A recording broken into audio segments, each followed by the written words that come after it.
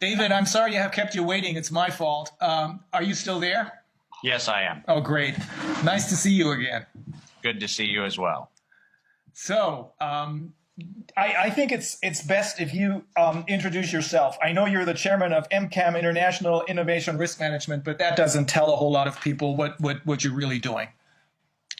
Yeah, well, from a corporate standpoint, we have since 1998 been the world's largest underwriter of intangible assets used in finance in 168 countries. So in the majority of the countries around the world, our underwriting systems, which include the entire corpus of all patents, patent applications, federal grants, procurement records, e-government records, et cetera, we have the ability to not only track what is happening and who is involved in what's happening, but we monitor a series of thematic interests for a variety of organizations and individuals, as well as for our own commercial use, because as you probably know, we maintain 3 global equity indices, which are the top performing large cap and mid cap equity indexes worldwide. So our business is to monitor the innovation that's happening around the world, and specifically to monitor the economics of that innovation, the degree to which financial interests are being served, corporate interests are being dislocated, et cetera. So our business is the business of innovation, and it's finance. Okay, I got that. Yeah. So obviously, from the standpoint of this presentation, as you know, we have reviewed the over 4,000 patents that have been issued around SARS coronavirus. And we have done a very comprehensive review of the financing of all of the manipulations of coronavirus, which gave rise to SARS as a subclade of the beta coronavirus family. And so what I wanted to do was give you a quick overview timeline-wise, because we're not going to go through 4,000 patents on this conversation, but I have sent to you and your team a document that is exceptionally important. This was made public in the spring of 2020. Yes. This document, which you do have and can be posted in the public record, is quite critical in that we took the reported gene sequence, which was reportedly isolated as a novel coronavirus, indicated as such by the ICTV, the International Committee on Taxonomy of Viruses of the World Health Organization. We took the actual genetic sequences that were reportedly novel and reviewed those against the patent records that were available as of the spring of 2020. And what we found, as you'll see in this report, are over 120 patented pieces of evidence to suggest that the declaration of a novel coronavirus was actually entirely a fallacy. There was no novel coronavirus. There are countless very subtle modifications of coronavirus sequences that have been uploaded. But there was no single identified novel coronavirus at all. As a matter of fact, we found records in the patent records of sequences attributed to novelty going to patents that were sought as early as 1999. So not only was this not a novel anything, it's actually not only not been novel, it's not been novel for over 2 decades. But let's take a very short and what I'll do is I'll take you on a very short journey through the patent landscape to make sure people understand what happened. But as you know, up until 1999, the topic of coronavirus vis-a-vis the patenting activity around coronavirus was uniquely applied to veterinary sciences. The first vaccine ever patented for coronavirus was actually sought by Pfizer. The application for the first vaccine for coronavirus, which was specifically this S-spike protein. So the exact same thing that allegedly we have rushed into invention The first application was filed January 28th, 2000, 21 years ago. So the idea that we mysteriously stumbled on the way to intervene on vaccines is not only ludicrous, it is incredulous. Because Timothy Miller, Sharon Klepfer, Albert Paul Reed, and Elaine Jones on January 28th, 2000, filed what ultimately was issued as U.S. Patent 6372224, which was the spike protein virus vaccine for the canine coronavirus, which is actually one of the multiple forms of coronavirus. But as I said, the early work up until 1999 was largely focused in the area of vaccines for animals. The two animals receiving the most attention were probably Ralph Barrick's work on rabbits and the rabbit cardiomyopathy that was associated with significant problems among rabbit breeders, and then canine coronavirus in Pfizer's work to identify how to develop S and spike protein vaccine target candidates, giving rise to the obvious evidence that says that neither the coronavirus concept of a vaccine nor the principle of the coronavirus itself as a pathogen of interest with respect to the spike protein's behavior is anything novel at all. As a matter of fact, it's 22 years old based on patent filings. What's more problematic, and what is actually the most egregious problem, is that Anthony Fauci and NIAID found the malleability of coronavirus to be a potential candidate for HIV vaccines. And so SARS is actually not a natural progression of a zoonotic modification of coronavirus. As a matter of fact, very specifically, in 1999, Anthony Fauci funded research at the University of North Carolina, Chapel Hill, specifically to create, and you cannot help but lament what I'm about to read, because this comes directly from a patent application filed on April 19th, 2002, and you heard the date correctly, 2002, where the NIAID built an infectious replication defective coronavirus that was specifically targeted for human lung epithelium. In other words, we made SARS. And we patented it on April 19th, 2002, before there was ever any alleged outbreak in Asia, which, as you know, followed that by several months. That patent, issued as U.S. Patent 7279327, that patent clearly lays out in very specific gene sequencing the fact that we knew that the ACE receptor, the ACE2 binding domain, the S1 spike protein, and other elements of what we have come to know as this scourge pathogen was not only engineered, but could be synthetically modified in the laboratory using nothing more than gene sequencing technologies, taking computer code and turning it into a pathogen or an intermediate of the pathogen. And that technology was funded exclusively in the early days as a means by which we could actually harness coronavirus as a vector to distribute HIV vaccine. Okay. Okay. So it gets worse. Uh-oh. My organization was asked to monitor biological and chemical weapons treaty violations in the very early days of 2000. You'll remember the anthrax events in September of 2001. And we were part of an investigation that gave rise to the congressional inquiry into not only the anthrax origins, but also into what was unusual behavior around Bayer's ciprofloxacin drug, which was a drug used as a potential treatment for anthrax poisoning.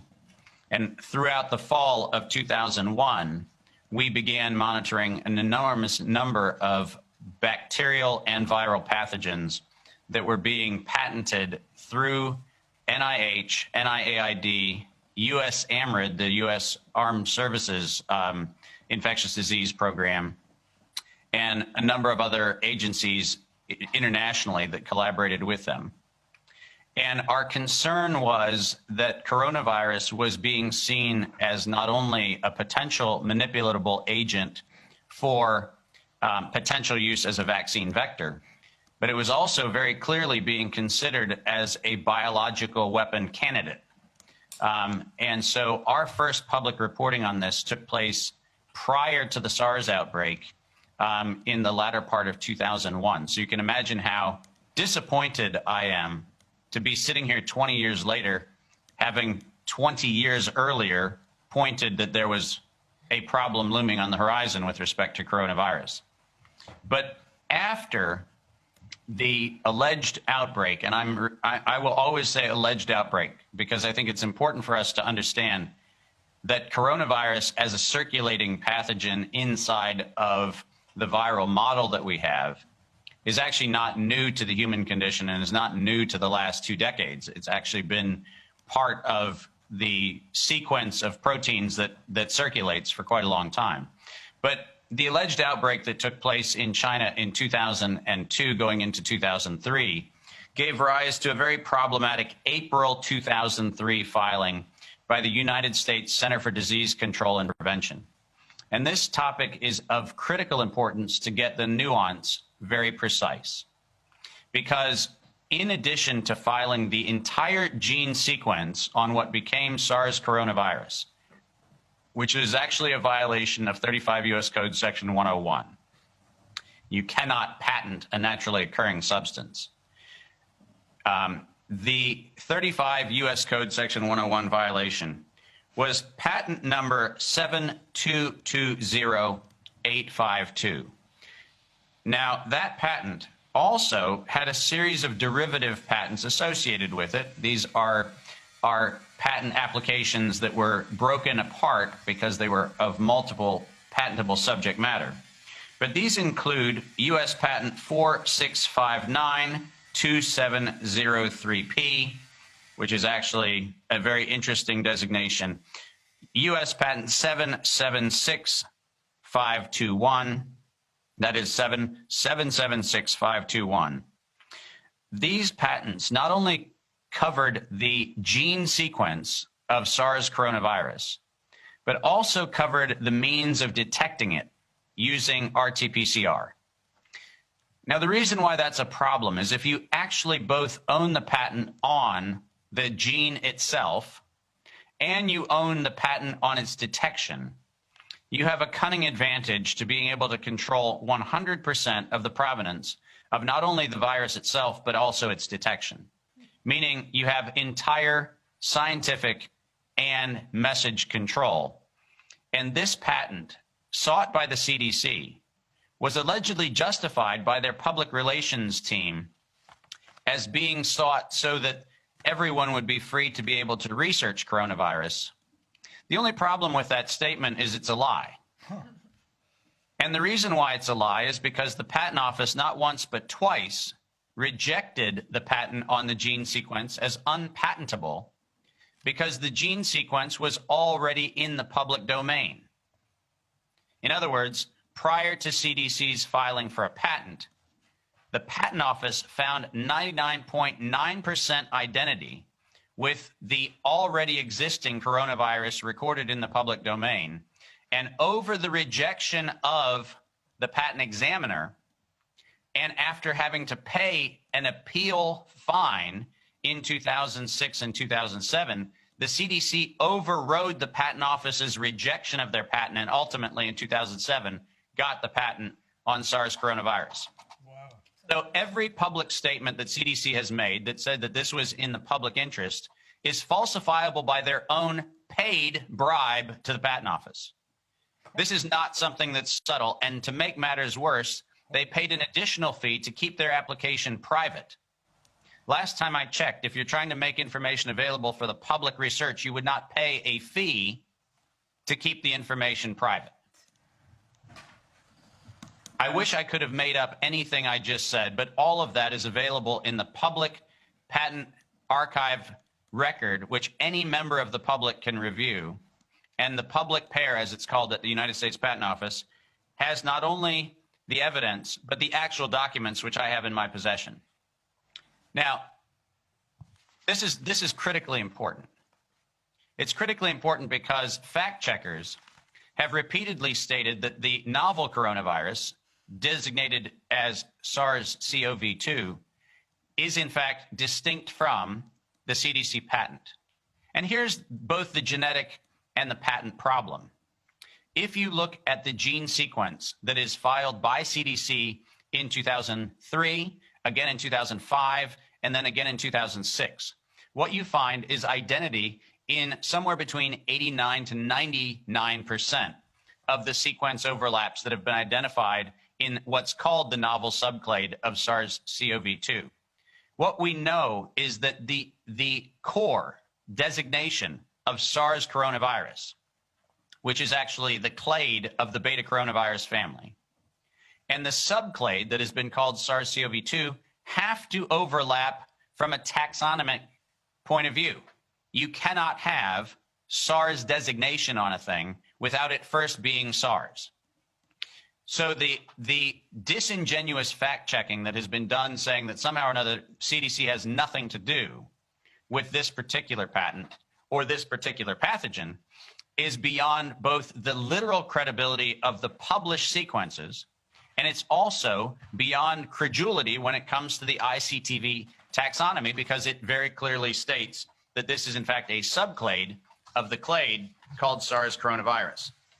Now, what's important is on the 28th of April, and listen to the date very carefully because this date is problematic. 3 days after CDC filed the patent on the SARS coronavirus in 2003, 3 days later, Sequoia Pharmaceuticals, a company that was set up in Maryland, Sequoia Pharmaceuticals on the 28th of April, 2003, filed a patent on antiviral agents for treatment and control of infections by coronavirus. CDC filed 3 days earlier, and then the treatment was available 3 days later. Now, just hold that thought for a second. Who is Sequoia Pharmaceuticals? Well, there you go. That's a good question, because Sequoia Pharmaceuticals and ultimately Ablinks Pharmaceuticals became rolled into the proprietary holdings of Pfizer, Crucell, and Johnson & Johnson. Wow. So ask yourself a simple question. How would one have a patent on a treatment for a thing that had been invented 3 days earlier? Yeah. The patent in question, the April 28th, 2003 patent, 7151163, issued to Sequoia Pharmaceuticals, has another problem.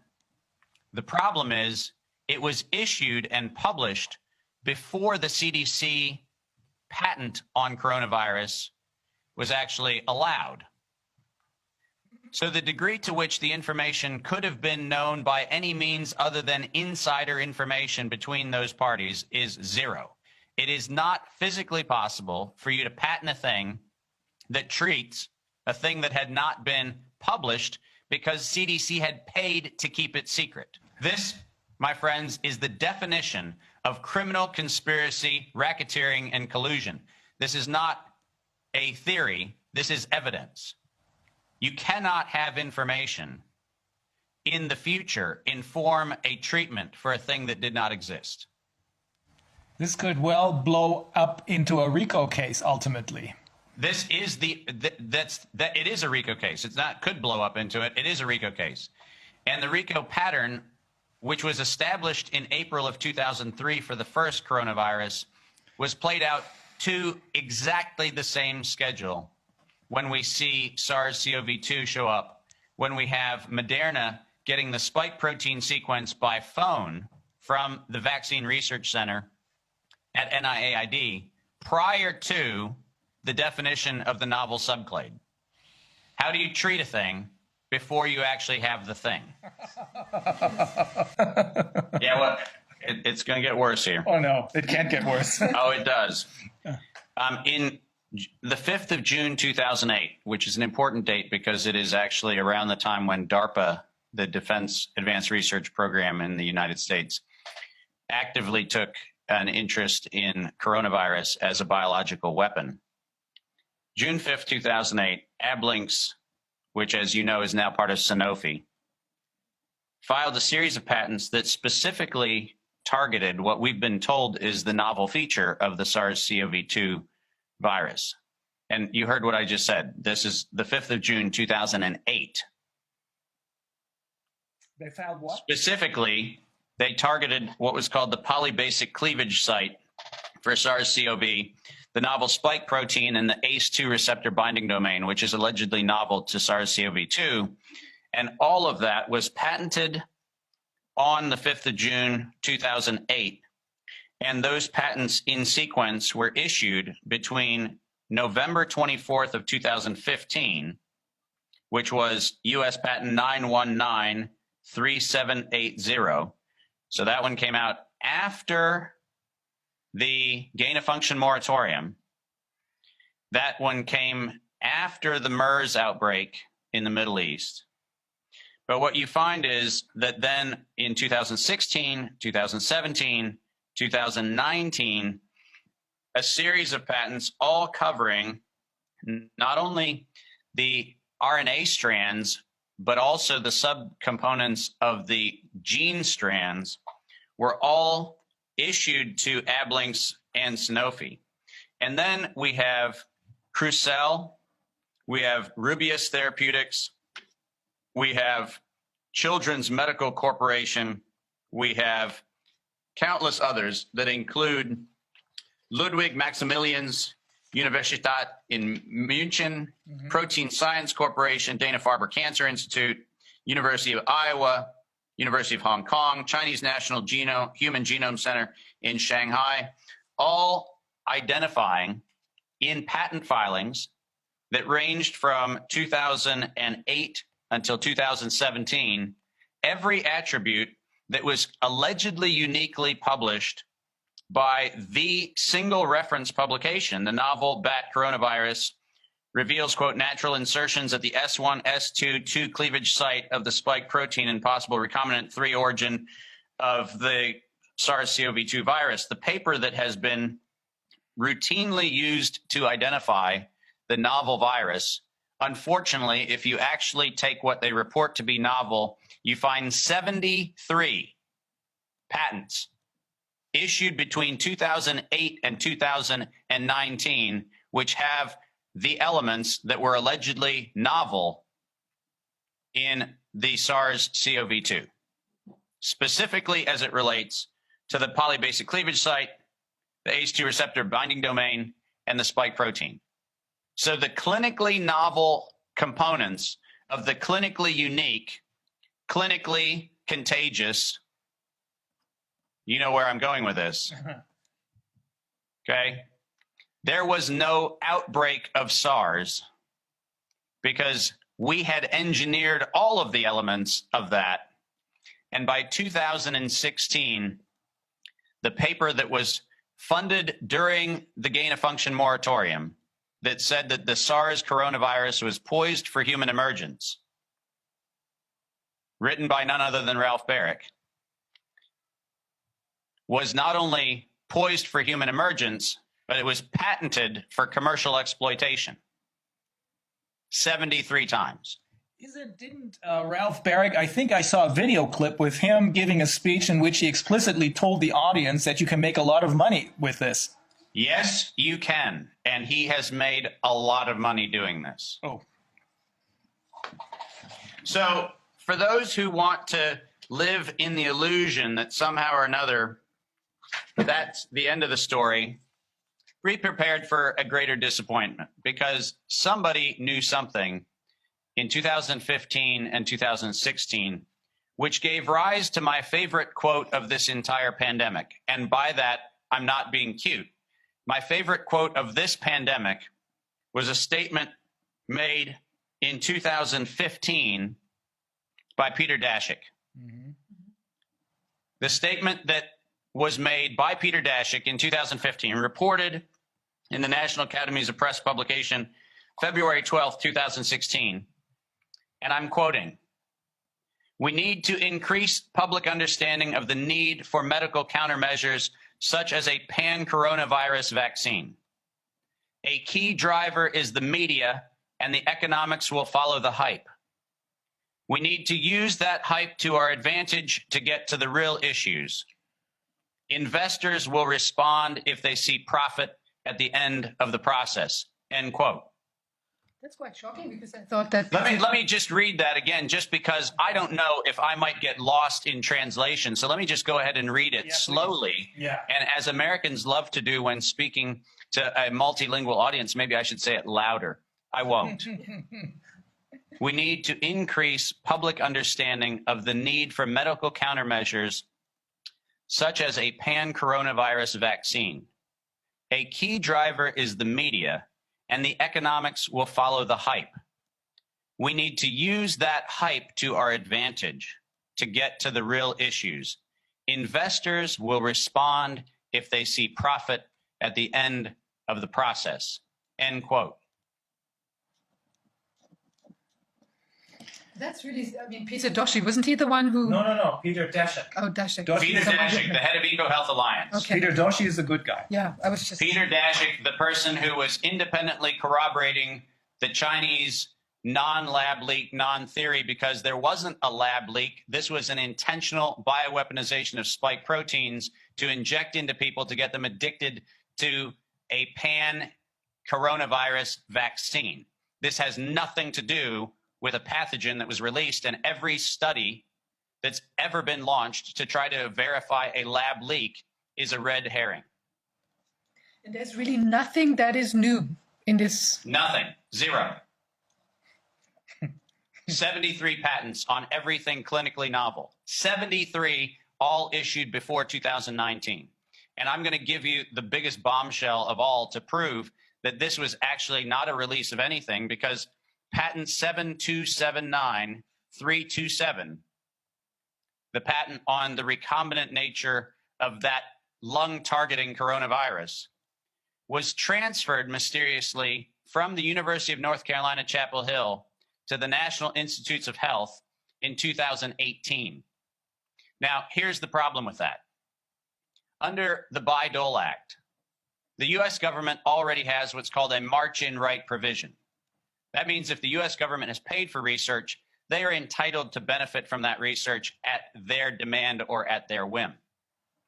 So explain why in 2017 and 2018, suddenly the National Institutes of Health have to take ownership of the patent that they already had rights to, held by the University of North Carolina, Chapel Hill.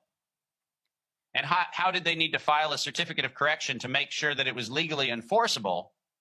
Because there was a typographical error in the grant reference in the first filing. So they needed to make sure that not only did they get it right, but they needed to make sure every typographical error that was contained in the patent was correct. On the single patent required to develop the Vaccine Research Institute's mandate, which was shared between the University of North Carolina, Chapel Hill in November of 2019 and Moderna in November of 2019, when UNC Chapel Hill, NIAID, and Moderna began the sequencing of a spike protein vaccine a month before an outbreak ever happened. You have all the evidence, right? Yep. So it's all about money. It has always been about money. And just to answer a question that was asked slightly earlier, the script for this was written first January 6, 2004. January 6, 2004. Who wrote the script? Merck. At the conference called SARS and Bioterrorism. Uh-huh. Bioterrorism, emerging infectious diseases, antimicrobials, therapeutics, and immune modulators. Merck introduced the notion of what they called the new normal.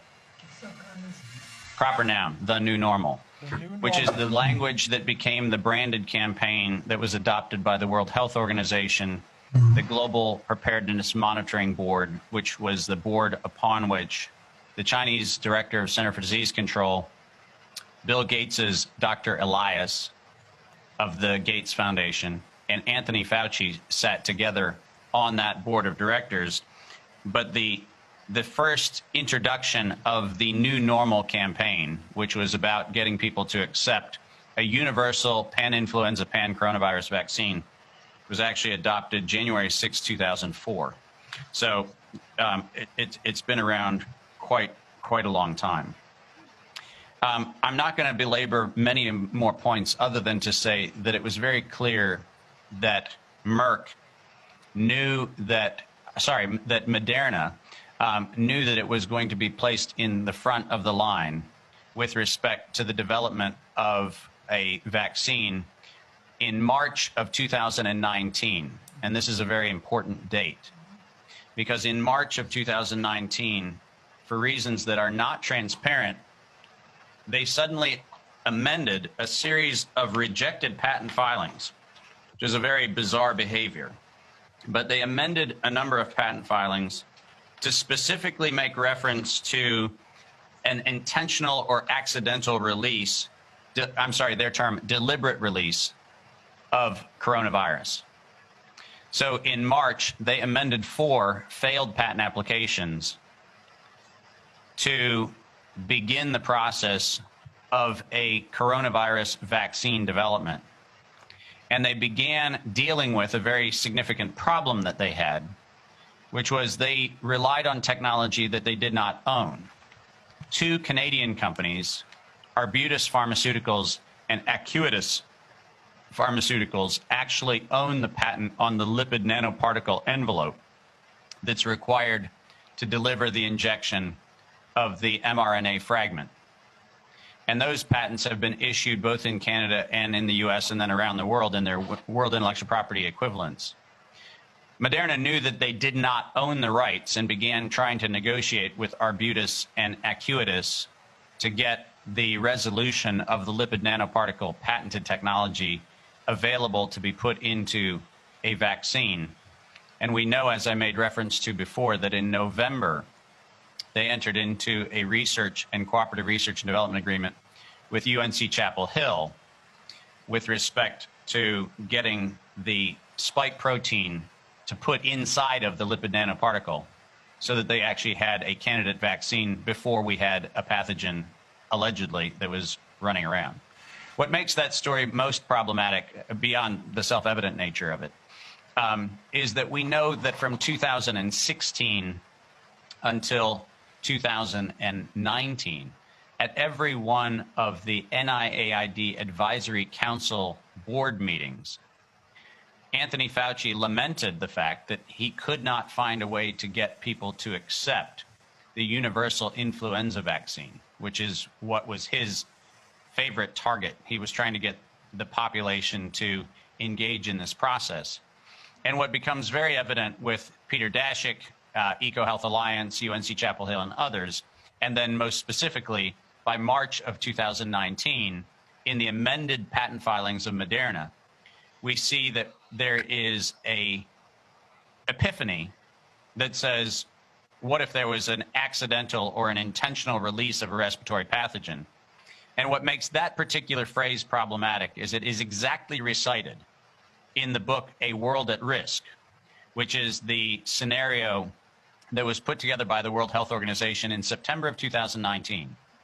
So months before there's an alleged pathogen, which says that we need to have a coordinated global experience of a respiratory pathogen release, which by September 2020 must put in place a universal capacity for public relations management, crowd control, and the acceptance of a universal vaccine mandate.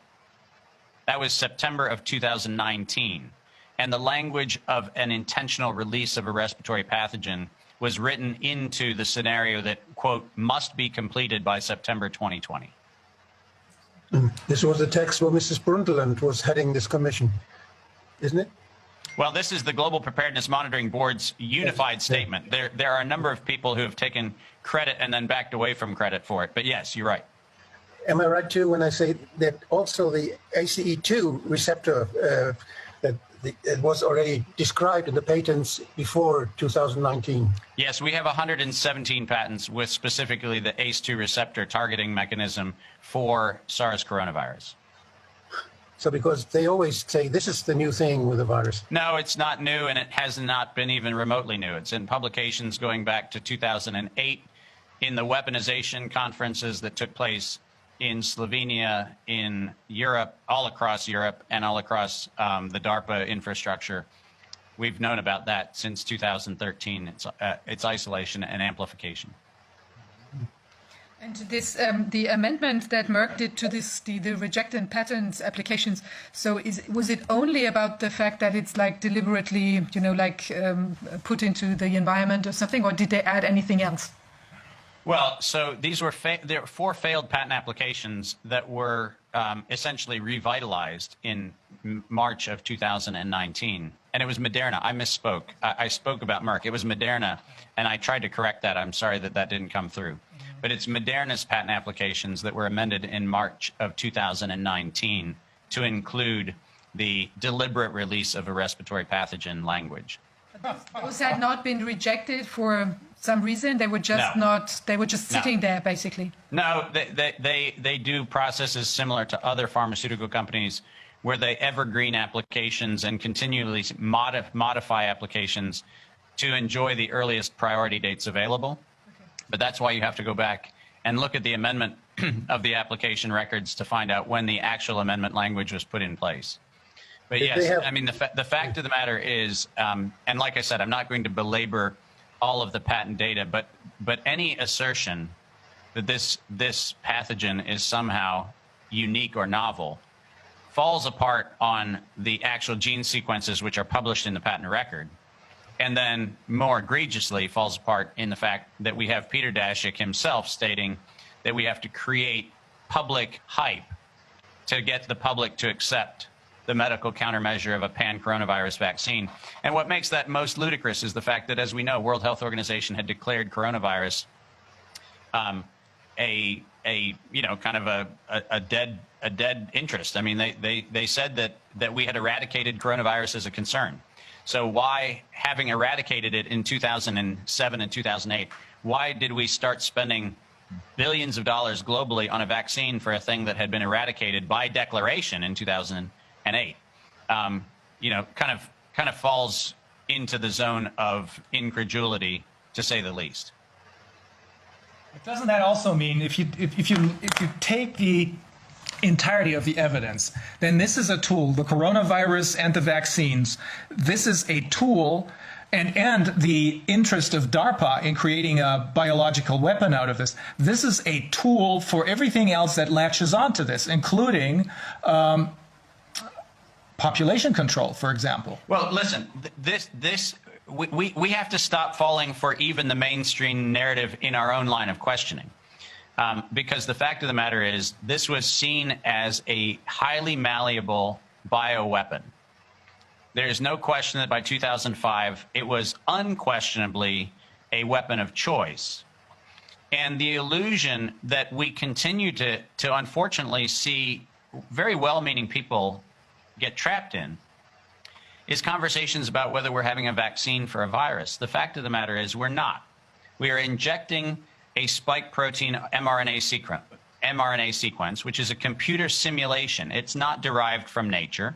It's a computer simulation of a sequence which has been known and patented for years. And what we know is that that sequence, as reported, is reported across things like, the very reliable phone conversations that took place between Moderna and the Vaccine Research Center by self-report, where, I don't know, if you were on a phone call and you heard ATTCCGG, TTCCGABBB, is there any chance you might get a letter, a vowel, or a consonant dropped here or there? The ludicrous nature of the story that this is somehow prophylactic or preventative flies in the face of 100% of the evidence, because the evidence makes it abundantly clear that there has been no effort by any pharmaceutical company to combat the virus. This is about getting people injected with the known to be harmful S1 spike protein. So the cover story is that if you get an expression of a spike protein, you're going to have some sort of general symptomatic relief. But the fact of the matter is, there has never been an intent to vaccinate a population as defined by the vaccination universe. And it's important. I mean, let's review just for the record. When Anthony Fauci tried desperately to get some of his, quote, synthetic RNA vaccines published, he had his own patents rejected by the patent office. And I want to read what the patent office told him when NIAID's own Anthony Fauci thought that he could get an mRNA-like vaccine patented as a vaccine. And here's the quote. These arguments are persuasive to the extent that an antigenic peptide stimulates an immune response that may produce antibodies that bind to a specific peptide or protein, but it is not persuasive in regards to a vaccine. Okay? This is the patent office. This is not some sort of public health agency. This is the patent office. The immune response produced by a vaccine must be more than merely some immune response, but must also be protective. As noted in the previous office action, the ART recognizes the term vaccine to be a compound which prevents infection. Applicant has not demonstrated that the instantly claimed vaccine meets even the lower standard set forth in the specification, let alone the standard ART definition for being operative in regards. Therefore, claims 5, 7, and 9 are not operative, as the anti-HIV vaccine, which is what he was working on, is not patentable utility. So Anthony Fauci himself was told by the patent office themselves that what he was proposing as a vaccine does not meet the patentable standard, the legal standard, or the clinical standard. I know that, David, I know a lot of our viewers are really shocked. I can see that from the responses. One of our viewers is our PCR test specialist, Professor Kemmerer. She can't believe what's going on here. Well, here's the sad and sober irony is that I raised these issues beginning in 2002 after the anthrax scare. And the tragedy is we are now sitting in a world where we have hundreds of millions of people who are being injected with a pathogen stimulating computer sequence, which is being sold under what the patent office, what the medical profession, and what the FDA in its own clinical standards would not suggest is a vaccine. But by using the term, we actually are now subjecting hundreds of millions of people to what was known to be by 2005 a biological weapon. So I obviously have hundreds of hours of this stuff committed to memory because I've been doing it for 2 decades. But if you have any questions, I'd be happy to answer them. I'm sure there are going to be hundreds of questions, David. We're going to be in touch. I think you're going to be flooded by people's emails, et cetera. I'm just going to forward what comes in, or we're going to forward what comes in. But I do think, yeah, we have Martin Schwab. He probably has a really serious question. And after me, Wolfgang too.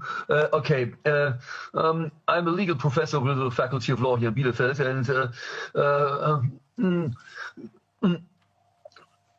I have to tell you that the Constitutional Protection Unit of the Ministry of Interior Affairs observes the so-called Corona denier scene. Corona denier is everyone who dares to disagree to the with the official line. With the official line, yes. No? If this Constitutional Protection Unit takes notice of me taking part in discussion that this pandemic was put on stage intentionally, they will probably try to fire me from my job. So I have to at least ask some questions. While I heard you talking, I took a look at patent number. Which one was it? 7220-852 and 7151163. And 7220852 was filed in April 12, and 715 and so on was filed in April 28 of 2004. I see a difference between 16, not 3 days. What did I misunderstand? No, April 23rd, 2003 was the CDC master filing date. Okay. I asked this question because if they try to make me redundant for my job, I have to provide strong evidence. No, we have all of this sent to.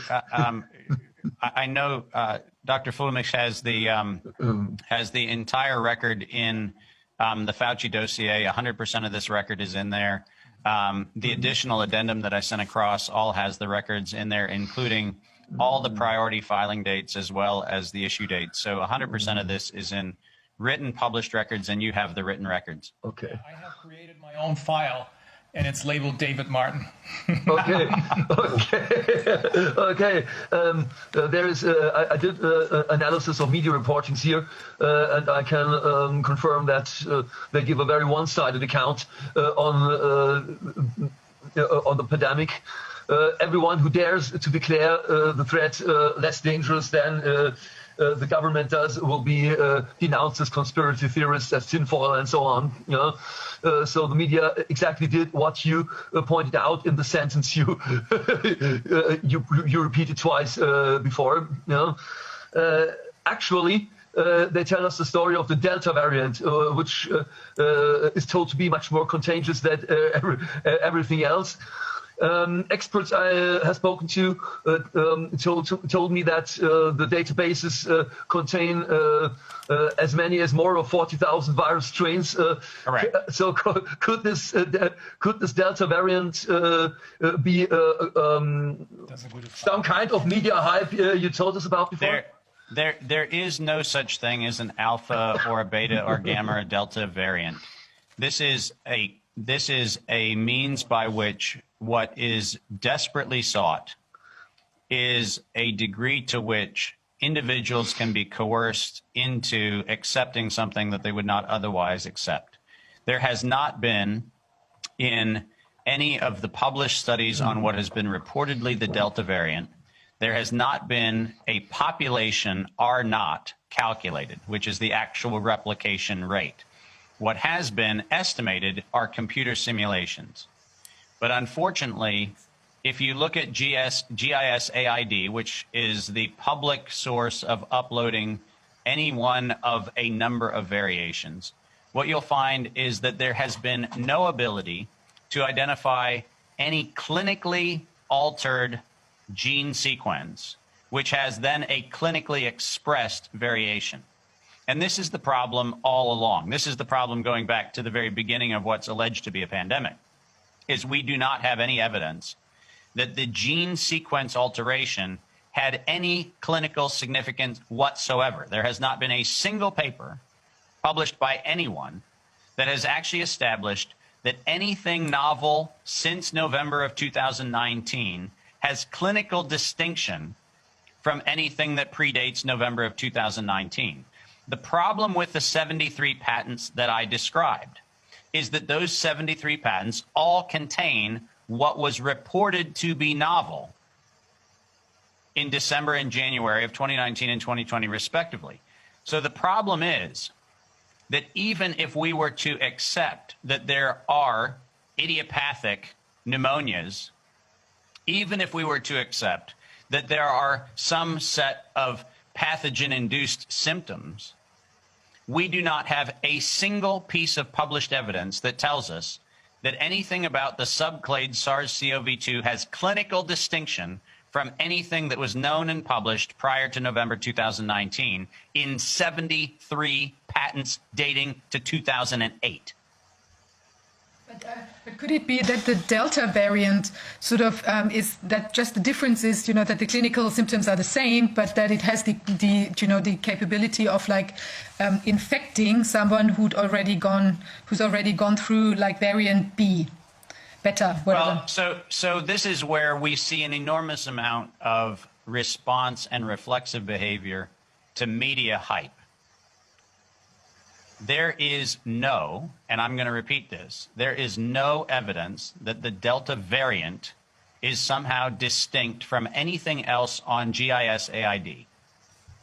The fact that we are now looking for a thing doesn't mean that it is a thing, because we are looking at fragments of things. And the fact is that if we choose any fragment, I could come up with, variant omega tomorrow.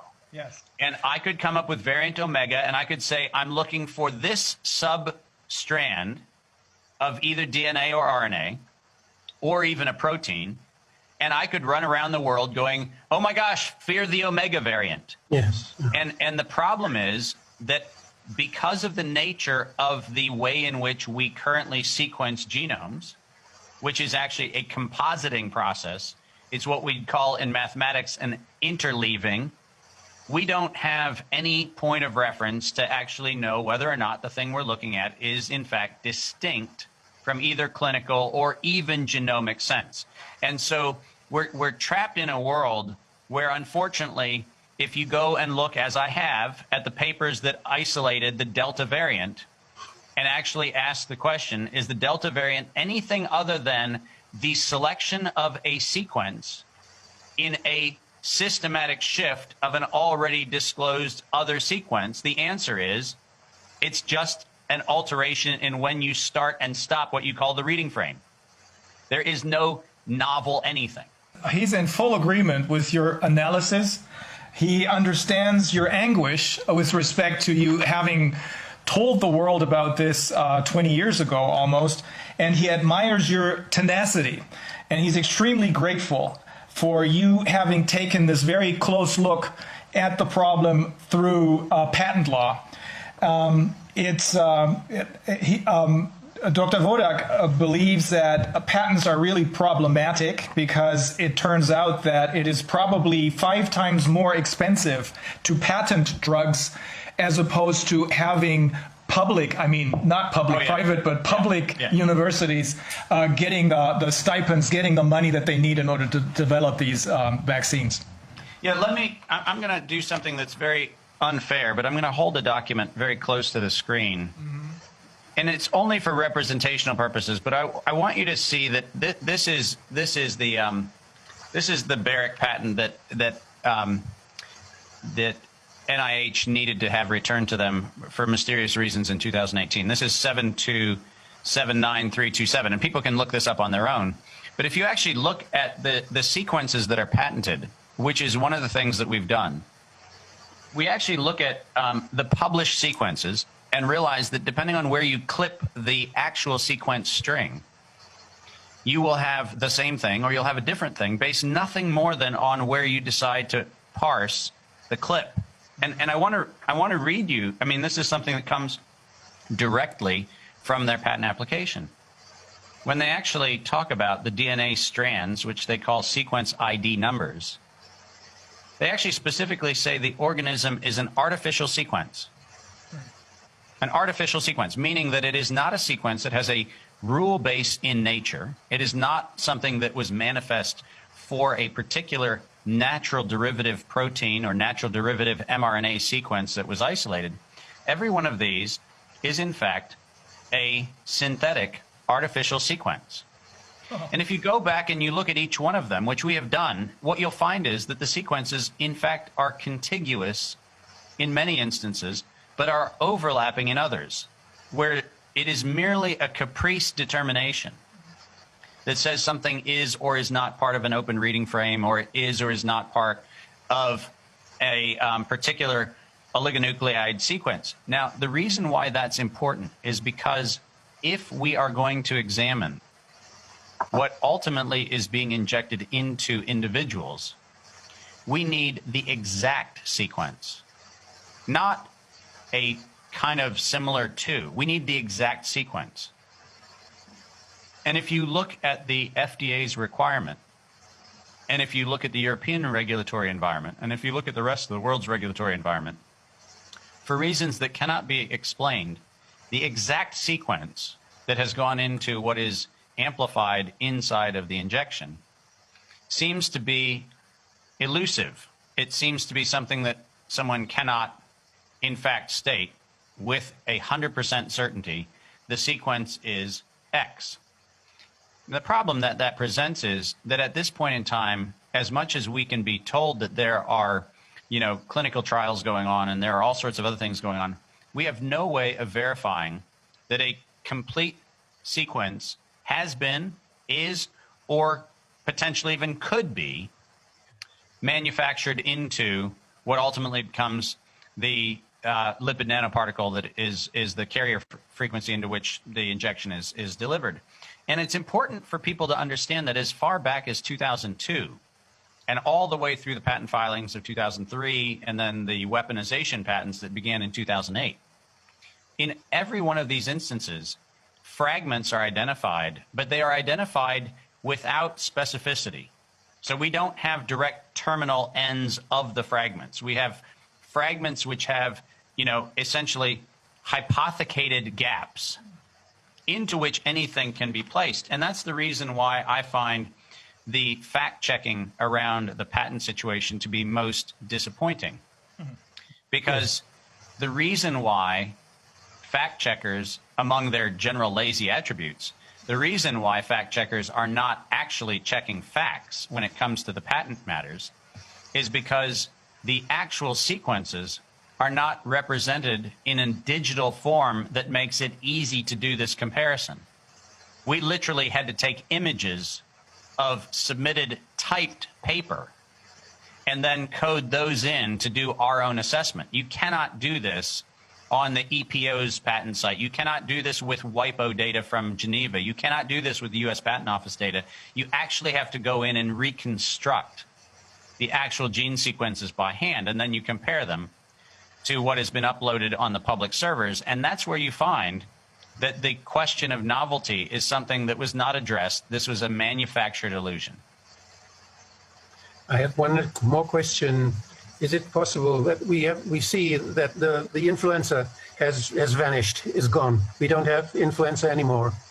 The influenza for sure is the viruses are also sequenced. And is it possible that those parts sequences we now speak about, that they may exist in both of the virus types, so that it's just a matter of testing and a matter of instruments to observe what we find, whether we find influenza or whether we find corona. If we have if you have a book, you have a word with 5 letters, and you will find this 5 letters in many books. Right, exactly. And, yeah, Wolfgang, your question is a beautiful metaphor of exactly the problem. The problem is, if what we're looking for is something we've decided is worth looking for, then we'll find it. And the good news is we'll find it a bunch of places. And if we've decided that we're no longer looking for a thing, it's not entirely surprising that we don't find it because we're not looking for it. The fact of the matter is, whether it's the RT-PCR tests that we decided that there are fragments, which, by the way, I have looked at every one of the regulatory submissions that has been submitted to the FDA to try to figure out what was the gold standard to get the emergency use authorization and what fragment of SARS-CoV-2 was officially the official fragment that was the comparator standard. And the problem is that you can't get a single standard. So the question becomes, in a world where there is no single standard, what is it that you actually find? Because if I'm looking for, and why don't I just read this? If I'm looking for CCACGCTTTG, do I add the next strand G, or do I go, no, the next bit is GTTTAGTTCG?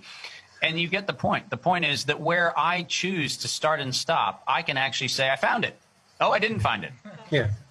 And I didn't find the match that I projected onto the data because I chose to look at the data in a way that I could not find the match.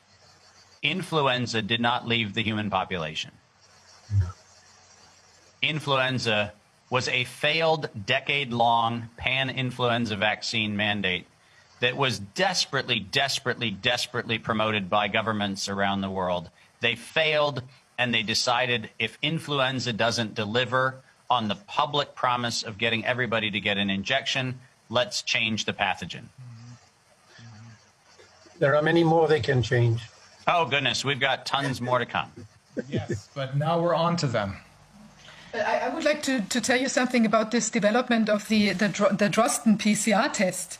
You know, because we looked at it, I mean, just briefly, not to that extent that you now looked at the patents that you just described, but we looked at this kind of miracle or like, I mean, strange aspect of like the Drosten test development, because he, despite the fact that he would have needed to basically, through his employer, the Charité, who would be entitled to holding the patents on this, you know, his invention, he just published the instruction to the WHO, so everyone could see it. So basically, the whole invention lost its, you know, the possibility to be patented, and that's kind of strange, you know, when you look at it. So we asked the Charité in a Freedom of Information Act request. And so they said, well, you know, because there was so much rush to get the you know, this the test out, because there was this pandemic going on. So it was like we didn't look at the finances, you know, we just didn't care. So that's kind of strange as a procedure, because I mean, basically this test is worth like billions. You know, how could you just? I mean, this is a publicly financed hospital. How can they just give you know give away all this whole thing? And then, because he was also in close cooperation with a private company, Tip Molbiol, it's the same with which he had developed all the PCR tests from 2002, from the first SARS and then MERS, Zika, and so on and so on.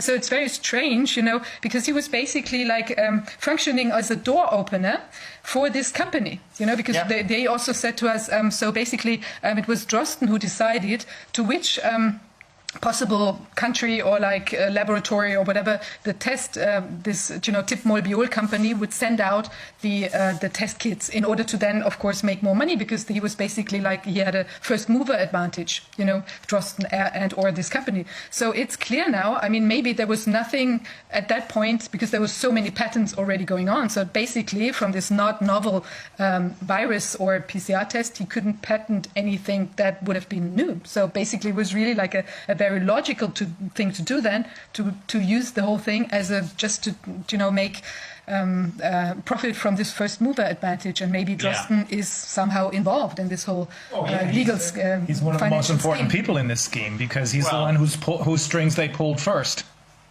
Yeah, you need to create the illusion of demand, and there is nothing right now that does a better job of creating the illusion of demand than the urgency of an event that you've manufactured.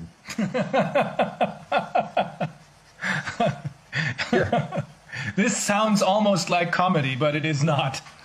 Well, it is, in that we have to realize that part of the reason why it was so easy for us to monitor and track this particular, you know, campaign of coercion and terror was because we've done it before.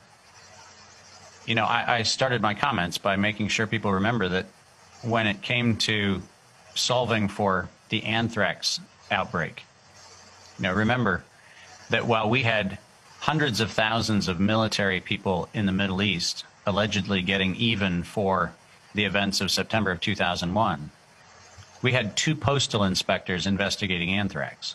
2. The largest alleged bioweapons attack on U.S. soil, and we had 2 postal inspectors.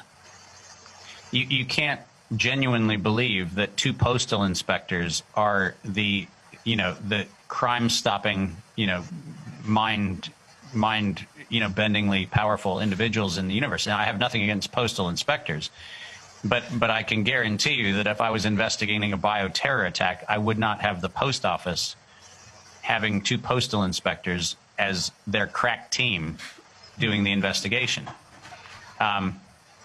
You know, it was disingenuous, and Congress knew it, and that's the reason why, you know, we publish a thing that is not necessarily a bestseller, but we publish an intelligence briefing on every violation of the biological and chemical weapons treaties that people have signed around the world. And it's a phone book that tells you where and who's funding. And so for us, it wasn't hard to figure out that this was not a public health crisis. This was an opportunistic marketing campaign to address a stated objective. And that's why this is Occam's razor. It's the easiest thing to describe because they're the ones that said it. And the Occam's razor reality is they said they needed to get the public to accept a pan-coronavirus vaccine countermeasure. And they needed the media to create the hype, and investors would follow where they see profit. You do not have anything else you need to rely on to explain the events of the last 20 months than the actual statement of the actual perpetrator. And I don't do the navel-gazing exercise of going in to try to understand whether there were mommy issues behind a bank robber. If they're holding a bag of money outside of a bank, I actually make the crazy assumption that maybe they're a bank robber. Similarly, if I have somebody who says we need to use the media to hype a medical countermeasure, which is in fact the injection of a synthetic, recombinant, chimeric protein developed off of a computer simulation, if I'm actually going to listen to the motivation for why that might be being done, I will listen to the person doing the manipulation who says investors will follow where they see profit. I don't need more explanation. Me neither. Okay. This is mind-boggling. I'm really glad, David, that we spoke a couple of months ago, maybe 4 months ago, and we were introduced to each other by James Henry. Right. And I was trying to find patent lawyers in this country who might be interested in this case. Now, there are a few patent lawyers who understand about it, but there's no one, apparently up till now, but maybe this is going to change, but there was no one willing to tackle this in the context of Corona. That's the problem. But this is not new. I tried to find such a lawyer too, specialized on patents, for the Enquete Commission for the German Bundestag some 10 years ago, or more than 15 years ago. And we did not find, because they were all afraid to be critical on the system, because Yes. they would destroy their own job. This was very difficult. Yeah, bear in mind that this is an old problem, because here's where the problem comes in. Ever since the establishment of the European Patent Office, the Germans and the French, not surprisingly, have maintained animosity that has, been just this newest version of animosity that goes back centuries. But when the EPO was set up, the role of the Patent Office in Munich became a very nationalistic issue for Germany. And the notion that German patent examiners and German patent professionals still enjoyed supremacy over the rest of Europe became dogmatic. In 2003 and 2004, when the European Patent Office was first audited by my organization, and where we showed that somewhere between 20 and 30% of the patents in Europe were functional forgeries, meaning that they were copied from previous patents, the German representation of the European Patent Office lost their mind at the notion that they were doing anything remotely wrong. When the European Union commissioned us to do an examination into software patents a few years later at the request of the Swedish delegation to the European Union, and we showed hundreds and hundreds of software patents which were illegally granted by the European Union through the EPO. And then we found out that it was German patent examiners and German patent practitioners who were the ones who were responsible for their filing. We once again saw that there was an enormous outcry. And so what happens is that we have a dogmatically held position, which says that even though the European Patent Office is supposed to be pan-European, there is still in the minds of the German patent establishment a supremacy over the rest of Europe. And if you call into question anything, including patents granted on a bioweapon, you are treading on ground that there is no forgiveness for. Yes, we had some questions from Transparency International, and we were wiped out. The topic was not followed. Yep. Was Yeah, you difficult. just can't. It's not accessible, and that's just the tragedy of what has unfortunately become a regulatory capture organization. It's actually not doing the public service. Thank you for the time that you've spent, and I hope that it was helpful. It was very helpful. I think Very there's. helpful. Thank you very much. We're going to hear a lot of echoes. Thank you, David, and have a great weekend. Okay, take care, everybody. Thank Yeah, you. you too. Bye-bye. Bye. Bye-bye.